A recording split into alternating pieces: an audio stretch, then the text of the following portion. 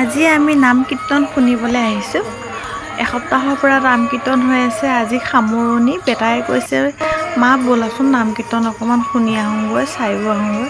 লগতে বেটাৰ লগত আহি গ'লোঁ নাম কীৰ্তন শুনিবলৈ। আৰু ভক্তৰ ইমান ভিৰ, লগতে অদ্ভুত কাণ্ড কিবা এটা দেখা পালোঁ। দেখা পাইছেনে?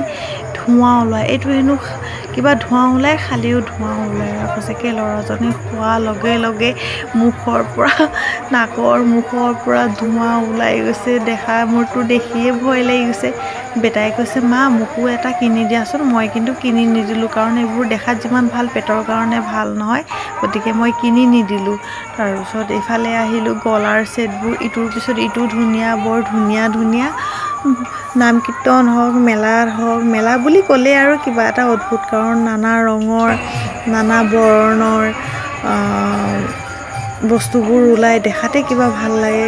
এইটো কোনটো লওঁ কোনটো নলওঁ এনেকুৱা লাগি যায়। লগতে নানা ৰঙৰ বেলুন, বাঁহীৰ লগত ভয় লগা মুখাবোৰো আছে। কিছুমানক সৰুকালৰো কথা মনত পৰিছে।